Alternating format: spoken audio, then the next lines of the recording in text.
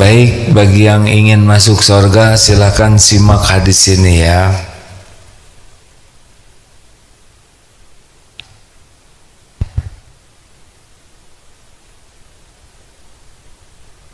Terima kasih. Ini hadis tentang betapa beruntungnya orang-orang yang bisa meninggalkan perdebatan.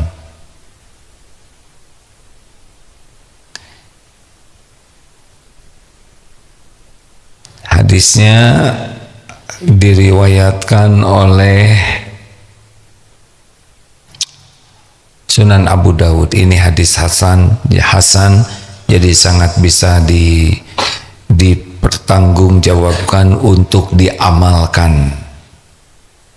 Dari Abi Umamah radhiyallahu anhu, qala Rasulullah sallallahu alaihi wasallam, ana za'imun, aku menjamin, bibaitin, dengan sebuah rumah, fi robadil jannah, di pinggiran surga. Jadi Rasulullah bersabda, aku menjamin rumah di fi robadil jannah, di pinggiran surga, liman tarokal mira'a, bagi orang yang meninggalkan perdebatan, wa in kana muhiqqan, meskipun dia benar. Jadi ini nanti kita bahas hikmahnya. Kita benar, tapi kita tinggalkan perdebatan. Nah, tergantung perdebatannya seperti apa ya. Ada kalanya kita harus menyampaikan kebenaran, tapi ada kalanya kita sudahlah, ini lebih baik ditinggalkan perdebatan yang tidak bermutu begini. Dilanjutkan, wa bi baitin fi wasatil jannah, dan sebuah rumah di tengah surga. Tadi di pinggir, tapi sekarang dijamin dapat rumah di tengah surga. Liman tarokal kadib, bagi orang yang meninggalkan dusta, wa in kana mazihan, meskipun sedang bergurau. Wa bi baitin fi alal jannah, dan dengan sebuah rumah paling tinggi di surga, liman hassana khuluqah, dan bagi orang yang terus memperbaiki akhlaknya sehingga berakhlakul karimah. Terserah mau surganya di mana nih. Sehingga ada sahabat Nabi yang doanya tuh terus minta akhlakul karimah. Kenapa? Karena memang surga tertinggi itu diberikan kepada yang paling mulia akhlaknya. Nah, kita suka sembarang berdebat aja. Padahal yang dianjurkan oleh Rasulullah SAW adalah justru meninggalkan perdebatan. Apa sih bahayanya berdebat itu? Yang jelas perdebatan yang kita harus hindari adalah perdebatan debat kusir yang hanya masing-masing ingin pembenaran, bukan mencari kebenaran. Jadi memang niat berdebatnya itu adalah hanya untuk ingin menang ngomong saja. Apa efeknya orang-orang yang suka berdebat kusir ini? Yang jelas pasti membuat rusak ukhuwah, membuat rusaknya kebersamaan. Karena kecenderungan dari perdebatan yang nafsu itu cenderungnya adalah menyakiti orang yang didebat dengan kata-kata, sikap yang tidak baik. Makanya kalau sudah senang berdebat itu kecenderungannya banyak orang yang terlukai dan orang jadi tidak suka, merusak kebersamaan, merusak ukhuwah, orang yang suka berdebat itu cenderung tidak enak di dalam persahabatannya, di dalam keluarga juga. Kalau suami istri terus berdebat, gak enak buat semua. Kalau di kantor, di kelas, di asrama berdebat terus,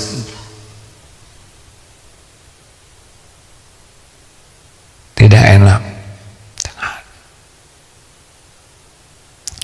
Yang kedua, kalau orang biasa berdebat kecenderungannya jadi sombong. Sombong itu batarul haq wa ghamtun nas, menolak kebenaran dan menganggap remeh orang lain. Jadi orang-orang yang suka berdebat itu kecenderungannya jadi sombong, tidak mau dengar pendapat orang, maunya menang sendiri, sulit menerima, apa aja merasa paling benar.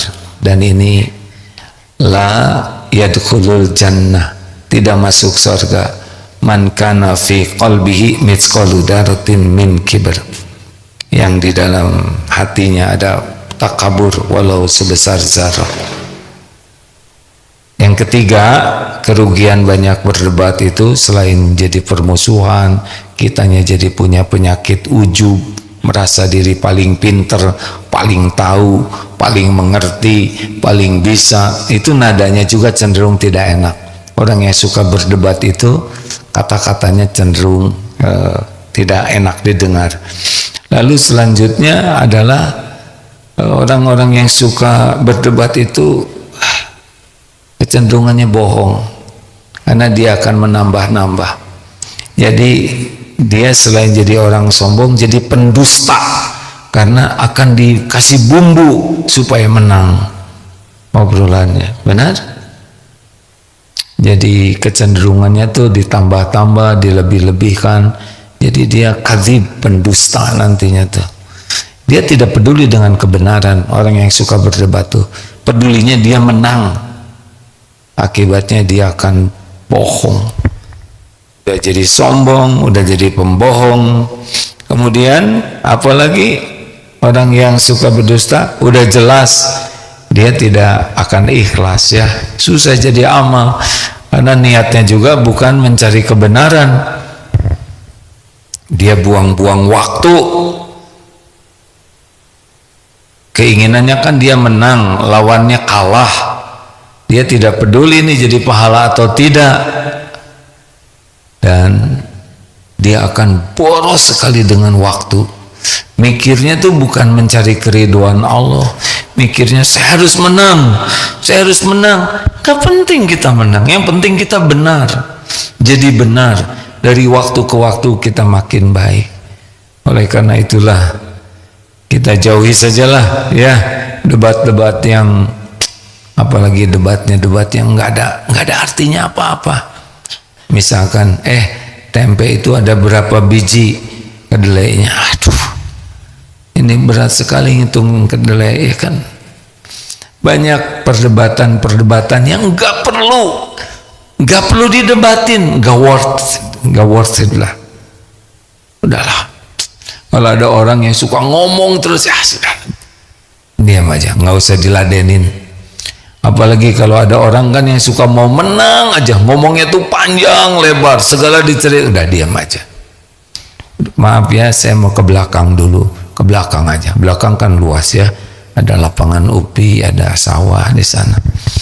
Jangan, kan suka ada kan yang ngomong aja kalau bicara apa-apa mau menang.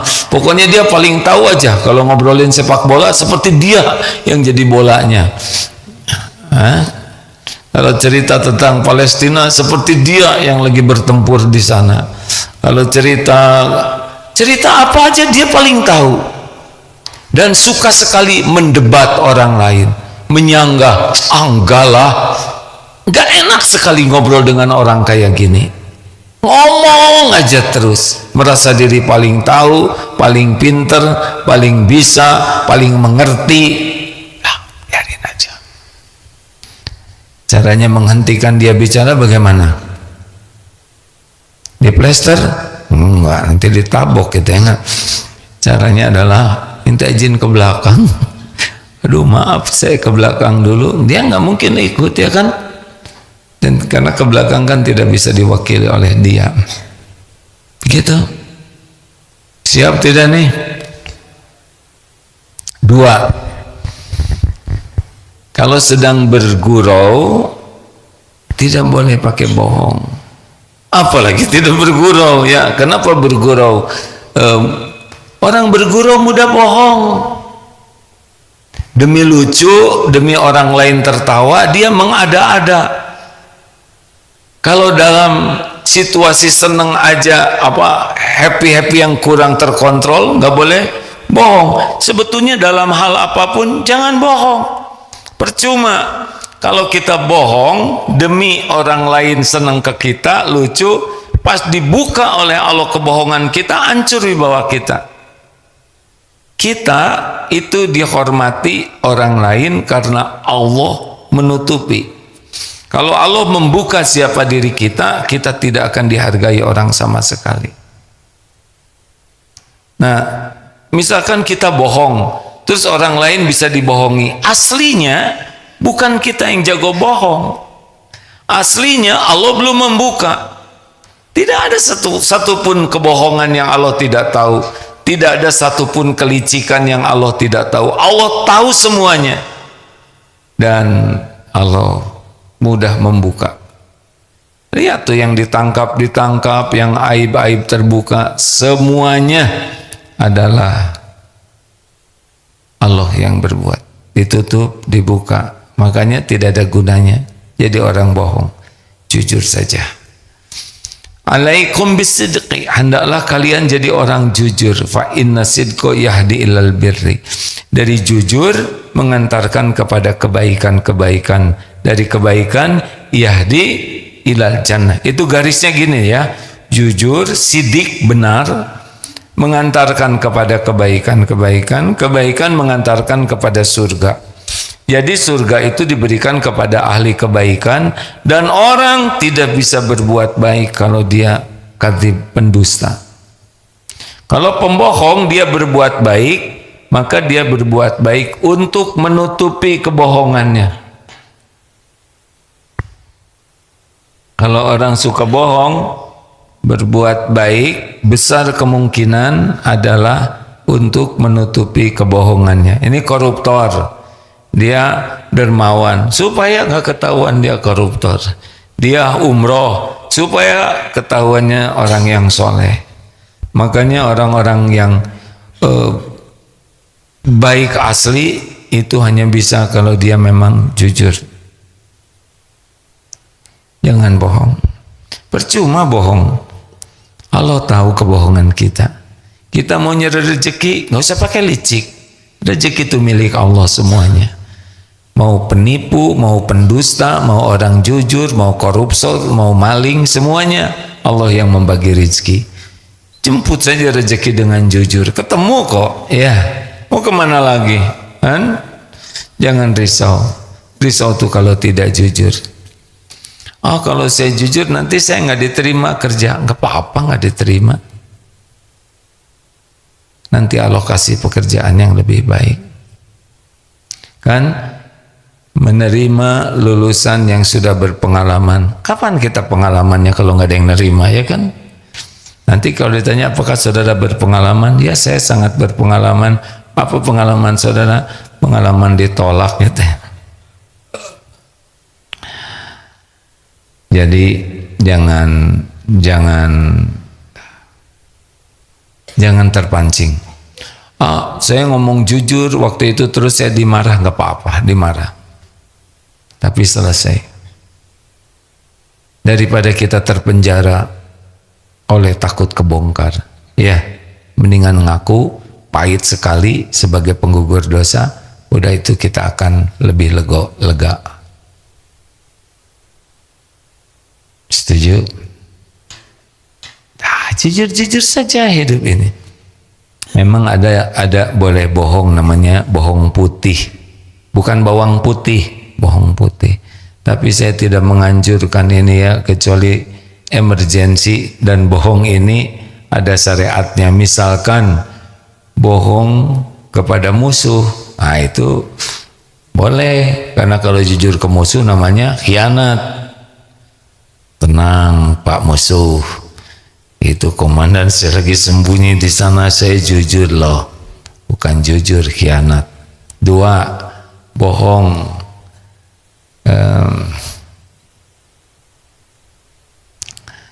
Bohong suami ke istri atau sebaliknya, bukan menutupi keburukan tapi untuk membahagiakan. Misalkan masak sebetulnya kurang enak, enak tidak, gitu, atau ngasih kopiah misalkannya banyak rumbe-rumbenya di sini ya, di sini ada kapal-kapalan, di sini bunga-bunga. Sebetulnya kita enak lihat kopiah itu, dikasih oleh istri, wah ini kopiah spesial, Masya Allah ini spesial sekali, belum pernah lihat saya kopiah selengkap ini. Akan saya amankan supaya awet, simpen aja di dalam peti ya, nggak usah kayak gitu. Terus gimana kalau ada orang minta tolong, tolong dia lari ke sini, terus ada yang mau mukul sana, dia sembunyi di balik mimbar ini, jujur jangan. Ini bukan ngajarin jelek, ini serius nih kan. Jujur jangan. Jujur. Gimana caranya? Ini jangan dipakai siasat ya. Ini pelajaran bagus tapi bahaya. Lari ke sini, sembunyi, kita lihatlah dia sembunyi di sini. Terus datang, ngajarin nggak boleh bohong. Jangan bohong ya ayah, dosa loh. Membohong itu dosa. Dia mukul orang nggak dosa ya. Jujur, lihat tidak barusan? Ayo, lihat tidak? Enggak, caranya gini. Awas jangan ditiru ya. Saya pindah ke sini 1 senti. Demi Allah, selama saya duduk di sini, saya tidak lihat. Wah bahaya nih. Saya takut disalahgunakan ilmu ini nih. Ngerti tidak? Bapak kok bahagia sekali ketawanya, seperti punya solusi. Ya. Kalau tadi di sini, nah lihat ya, tapi kan udah pindah ke sini. Selama di sini saya tidak lihat. Awas ya, nggak mau lupakan. Udahlah, nggak usah bohong lah, lempeng-lempeng aja. Akan ada satu situasi yang membuat kita harus beresiko gara-gara kita jujur. Pilihlah resikonya yang membuat kita disukai Allah.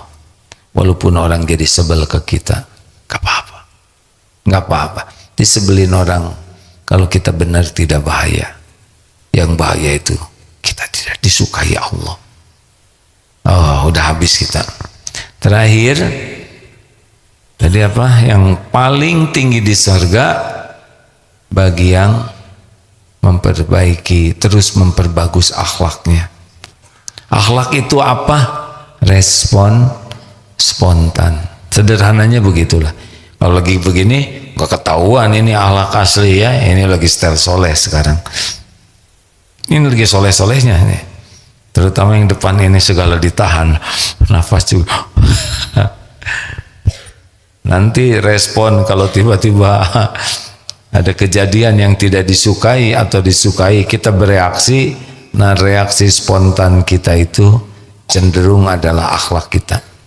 Celetak-celetuk, komentar-komentar. Nah orang yang berakhlaknya baik dalam situasi apapun, reaksi spontannya itu baik. Karena dia memang sudah dari dalamnya. Ya seperti ngasih uang, sedekah itu apakah baik? Belum tentu juga. Ada yang ngasih uang karena supaya dianggap dermawan. Ada yang sedekah supaya tidak disangka pelit. Ada yang ngasih bosan dia ngomong terus, kasih aja. Jadi belum tentu ngasih uang itu niatkan mencari keridhaan Allah. Nah kalau orang yang sudah ikhlas sekali, lihat orang tuh bantu aja, nggak ada berat-beratnya di sini. Dan Allah tahu orang ini mencari keridhaan Allah. Gimana kalau yang dikasihnya ini orang yang akhlaknya tidak baik? Sangat boleh jadi karena dia ikhlas menolong dan dia tidak tahu orang itu tidak baik, mungkin dengan sedekahnya orang itu jadi tobat. Tapi dia ngasih sama orang kaya, mungkin dengan pemberian dia orang kaya itu jadi dermawan. Jadi keikhlasan itu tidak ada yang disia-siakan oleh Allah Subhanahu wa taala. Maka responlah kejadian apapun dengan sikap yang disukai Allah. Ini tidak sesederhana bicara, ya. Prakteknya mah perlu perjuangan. Ya, hidup ini perjuangan dan pengorbanan, ya. Orang tidak akan berhasil apapun tanpa perjuangan dan pengorbanan. Terima kasih Pak Miftah Farid, sekarang berada di MQFM. Silakan Pak Miftah, semoga berkah ilmunya, sehat lahir batin, istiqomah dan disayang Allah, ya. Bagi sahabat-sahabat yang menyimak MQFM 102,7, sekarang guru kita berada di radio, siaran di radio. Baik, kita lanjut. Nah, yang di sini ya ada. Sekarang kita tanya jawab. Boleh. Tuh, santri sahur jam berapa?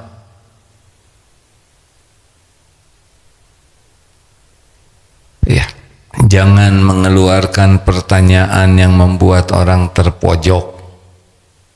Jangan bikin pertanyaan yang bikin orang jadi susah. Jangan berkomentar yang orang jadi sedih, tersinggung, terpojok, kecewa, malu. Tahan, ya, sekuat tenaga. Makanya aman tidak banyak bicara tuh. Itu bicara terus sudah setengah jam. Saya bukan lagi bicara, lagi tausiah. Ya. Nanti akan ketemu orang yang ngomong terus.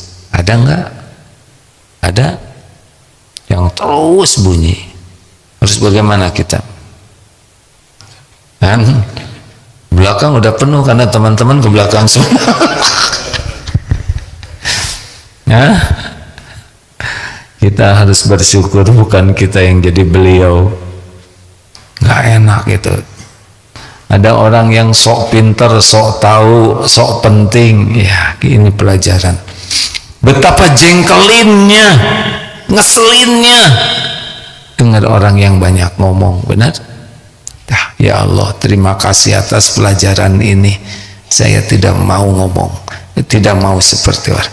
Ada yang gak bisa berhenti tuh, bersambung aja terus, apa aja nyambung, sampai ada penceramah yang bicaranya udah lewat waktu. Nah, maksudnya kata panitia, potong waktunya.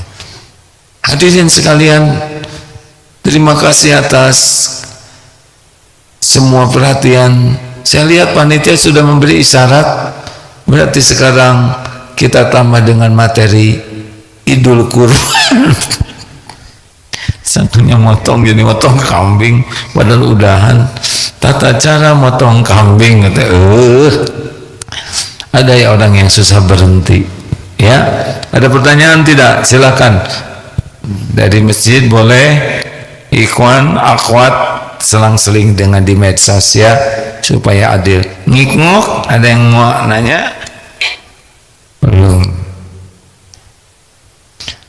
Ya, silakan. Bismillahirrahmanirrahim. Assalamualaikum warahmatullahi wabarakatuh. Waalaikumsalam warahmatullahi wabarakatuh. Saya Zulkifli dari Kendari. Pertanyaan saya, bagaimana sikap kita ketika melihat seorang yang ahli maksiat atau sedang melakukan keburukan, lalu kita berpikir di dalam hati kita, oh alhamdulillah saya tidak seperti itu, saya punya iman di dalam hati saya, tetapi tidak pada level menganggap bahwa diri kita lebih baik daripada dia.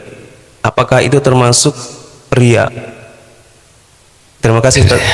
Assalamualaikum warahmatullahi wabarakatuh. Waalaikumsalam warahmatullahi wabarakatuh.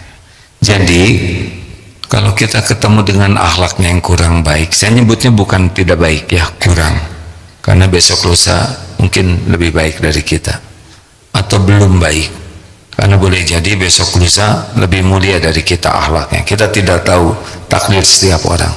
Tapi ketemulah dengan orang yang ngomong terus, sok tahu, sok pinter, nggak mau kalah. Satu, ya Allah, ini Engkau memberikan ilmu, ladang ilmu. Saya ngerasa tidak enak sekali dengan sikap beliau. Ini pelajaran dari Allah, saya tidak boleh begitu. Dua, apa? Ini ngomongnya kan nggak enak. Ladang ilmu. Dua, ladang evaluasi diri. Ya Allah, kenapa saya ketemu dengan orang kayak gini, celetak-celetuk, nggak enak? Jangan-jangan ini peringatan dari Allah. Saya juga sering seperti ini. Berapa banyak orang yang nggak enak dan sakit hati gara-gara omongan saya. Tiga, ladang istighfar. Astagfirullah, ya Allah. Jadi banyak ladang ilmu, ladang tafakur, ladang istighfar, apalagi ladang latihan sabar. Ya Allah. Apalagi yang bicaranya orang tua, guru, tenang.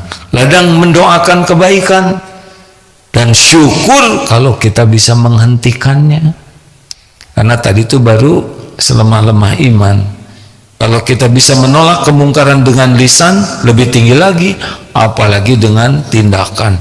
Stop, jangan banyak bicara, ini tidak baik, ini ghibah, ini bisa jadi dosa besar. Tidak semua orang bisa menghentikan perkataan ibu bapaknya, guru-gurunya, orang tuanya, atau atasannya, benar? Tapi kita harus berbuat lebih daripada sekedar kita tafakur, yaitu dengan berusaha menghentikannya. Tapi kondisi ini beragam. Tapi yang paling penting, jadi dosa atau jadi pahala buat kita. Kalau kita ngomongin, jangan dengerin dia lah, dia orangnya kerjanya ngomongin orang lain terus. Tahu nggak ngomongin orang lain tuh dosa. Surat Al-Hujurat ayat 12 baca tuh. Jangan cuma diapalin. Dia tuh bisa baca Quran, tapi nggak bisa ngamalin. Terutama tentang ngomongin kejelekan orang. Terus dia ngomongin kejelekan orang. Akhwat, ibu-ibu silakan. Ada? Tidak ada. Medsos. Cek bismillah. Izin A dari TikTok. A. Bagaimana cara menyikapi iman yang sedang turun? Kadang terjerumus berbuat maksiat, Kak. Kalau kadang itu mah agak baik, biasanya mah sering. Nah, kenapa iman turun? Allah yang menaikkan menurunkan iman. Allah menyaksikan apa yang kita lakukan. Orang yang zinah mata, pikirannya duniawi saja, orang yang banyak ngomong, suka ketemu banyak orang tapi lupa kepada menjaga diri, turun terus imannya. Senang kumpul-kumpul dengan orang yang ngomong terus segala, turun iman. Pokoknya kalau sudah maksiat kecil dibiasakan, lama-lama jadi maksiat sedang, lama-lama maksiat besar, begitu terus turun. Apa cirinya orang iman sudah turun? Sudah susah tenang nantinya. Jadi lebih mudah lupa ke Allahnya. Sholat jadi basa-basi, yang biasanya datang ke masjid sebelum azan, nanti datangnya ketika azan, nanti datangnya sesudah selesai azan, nanti datangnya sedah qomat, nanti datangnya ketika mau salam, nanti datangnya ketika sudah selesai sholatnya, dia tidak lagi ke masjid. Yang biasanya tahajud hilang tahajudnya, biasa saum hilang saumnya, biasa ngaji 1 juz jadi setengah juz, jadi 1 halaman, jadi hilang nanti. Yang biasa sedekah jadi banyak keperluan duniawi lainnya. Udah turun, kerik keras nanti hati itu, nanti terus saja berbuat mudah maksiat dan susah taat. Ini bisa suul khotimah kalau begini, walaupun dia pernah pesantren atau sering duduk di pengajian seperti ini. Nah makanya harus minta ke Allah mati-matian ini, ya muqallibal qulub tsabbit qalbi ala dinik. Wahai yang membolak-balik hati, tetapkan hati ini dalam agamamu. Allahumma musarrifal qulub sarrif qalbi ala ta'atik. Ya Allah, supaya hati ini jangan dipalingkan kecuali kepada Allah dalam taat. Rabbana la tuzigh qulubana ba'da idh hadaitana wa hab lana min ladunka rahmah innaka antal wahhab. Supaya jangan dicabut nikmat iman. Suka doa gitu? Enggak. Nah ini salah satu yang membuat iman cepat rusak. Jarang doa seperti itu. Harusnya minta sekali, tolong ya Allah. Kemudian istighfar, karena yang merusak iman itu adalah maksiat. Astagfirullah ya Allah, saya tadi sudah buang-buang waktu, astagfirullah. Tadi mata saya tidak terjaga, astagfirullah ya Allah. Tadi saya banyak ngomong, astagfirullah, sia-sia, ada ria, ada sombong, ada ujub, astagfirullah, ada menghina. Nah makin banyak istighfar, Allah tahu kita tobat, nanti Allah yang menaikkan lagi. Kemudian apalagi dicas, harus rajin ke majelis ilmu, karena pupuk iman adalah ilmu. Lalu apalagi kumpul dengan orang-orang baik, karena orang-orang baik itu energinya menguatkan.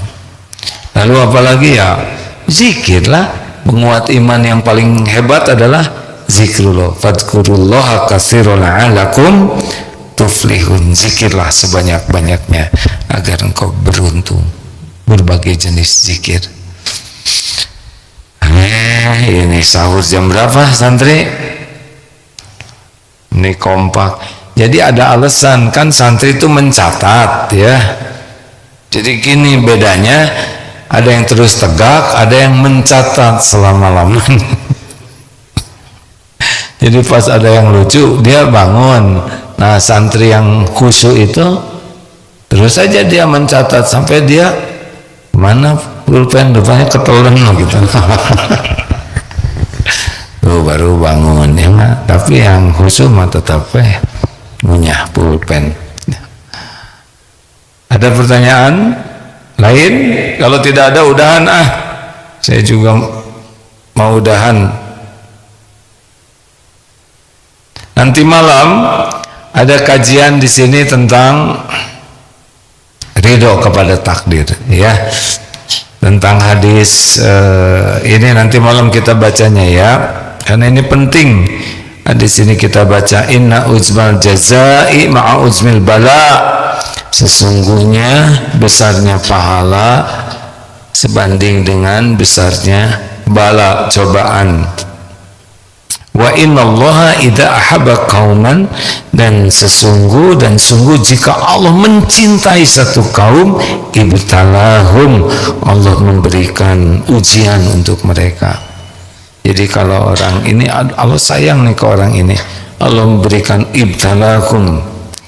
Faman radiya falahu ridho, maka barang siapa yang ridho kepada Allah, ya Allah saya terima apapun yang engkau takdirkan.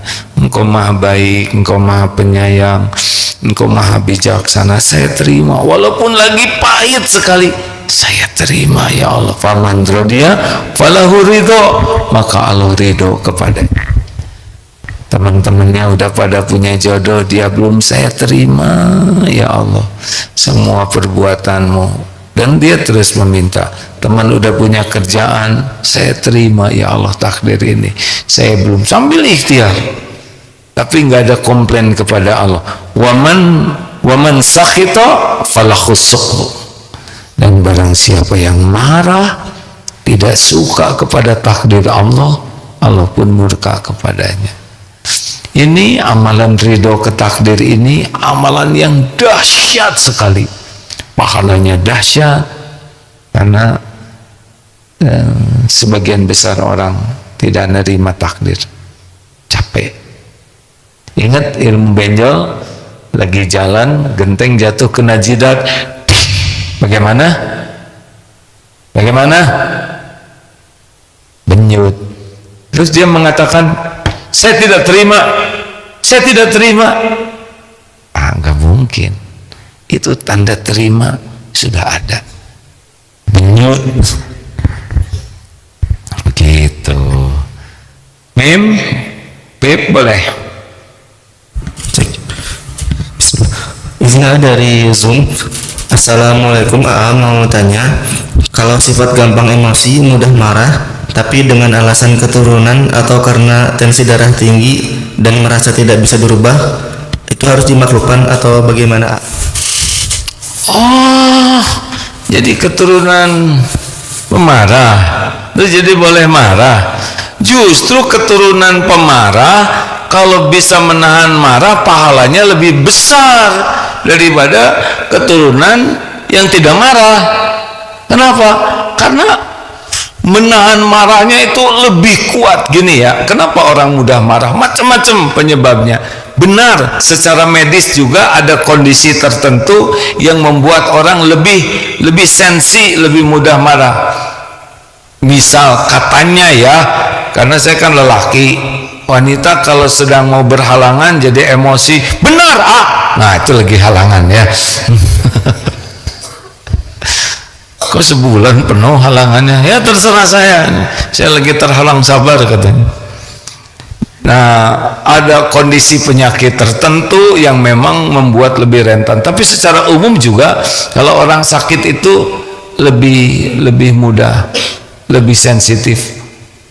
Yang kedua, memang ada yang pendidikan ibu bapaknya di rumahnya tuh keluarga pemarah, jadi sangat terbiasa melihat kemarahan dan itu dianggap biasa juga oleh dia, sehingga kalau dia marah-marah tuh dianggap sebuah hal yang normal.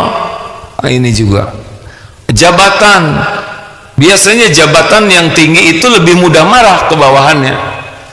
Jarang kita lihat di kantor ya, kopral, jenderal sini yang telat terus, siap kopral, enggak, kebalik ya. Guru ke murid, bos ke karyawan, majikan ke pembantu, yang punya mobil sama supir, begitulah ya. Kecuali kemarin kita lihat ada yang marah sama menteri itu ya, gara-gara gas melon ya, berarti itu lebih tinggi ya. Kan sebetulnya menteri itu adalah digaji oleh rakyat. Oh, ini sedikit ya, kalau jadi anggota dewan itu tidak boleh marah-marah sama rakyat. Coba tinggian mana jabatan? Presiden, wakil presiden. Tinggi mana jabatannya, presiden atau wakil presiden? Gubernur, wakil gubernur. Kepala sekolah, wakil kepala sekolah. Mana yang lebih biasanya menghormat, wakil ke gubernur atau gubernur ke wakil? Benar. Mana yang lebih tinggi jabatannya, rakyat atau wakil rakyat? Makanya kalau saudara jadi anggota dewan harus sopan sama kami ya. Bisa, aduh Pak rakyat gimana? Ya anggota dewan, tolonglah bereskan itu. Nggak usah gitu juga lah. Kita juga nggak bayar pajak lagi. Udah pokoknya. Tadi pertanyaannya apa ini nggak jelas gini? Saya lagi ngomong apa tadi? Oh sih, mudah marah. Oh iya benar. Ada juga yang menyebabkan marah itu tadi posisi ya, atau tersakiti, dia marah. Dia merasa dirinya itu hak-haknya terambil, marah tuh. Kayak yang marah ke menteri itu karena merasa untuk dapatkan gas jadi susah. Ya ada beberapa. Tapi ada yang entah gimana, nggak ada urusan, ujuk-ujuk marah aja sendiri. Nah biasanya ini kurang waras ya. Kalau orang marah coba lihat perwujudannya gimana, jelek, betul tidak? Oh iya. Coba lihat di medsos bagaimana perilaku orang marah, seperti yang kurang akal, betul? Dengar perkataan orang pemarah, seperti orang yang tidak berpendidikan, betul tidak? Jelek sekali, apalagi yang menyebut nama binatang. Aduh, itu saya nggak berani ngomong ya. Itu hanya keluar dari orang marah. Walaupun dia S1, S2, S3, profesor, menteri, kalau sudah pemarah seperti orang yang tidak berpendidikan, kata-katanya tuh. Kelakuannya juga seperti orang yang kurang akal. Itulah sebabnya la taghdab walakal jannah. Jangan marah, bagimu surga. Salah satu ciri ahli takwa, wal kadhiminal ghaidh, menahan amarah. Siapakah orang yang perkasa? Alladzi yamliku nafsahu 'indal ghadab. Orang yang benar-benar bisa mengendalikan amarahnya. Dua sifat Rasulullah yang paling dicintai oleh Allah, al-hilm dan al-ana, menahan amarah dan tidak tergesa-gesa. Contoh orang yang bisa menahan amarah, Rasulullah SAW. Contoh pemarah, Fir'aun, Namrud, Abu Jahal, Abu Lahab. Begitulah. Jadi kalau ingin tahu kualitas ketakwaan seseorang, salah satu di antaranya dari kemampuan mengendalikan amarah, kemampuan memaafkan. Jadi wajib bagi kita nih untuk bertekad untuk menjadi orang yang bukan pemarah. Tapi saya tersinggung, normal. Sakit hati, normal. Kecewa, normal.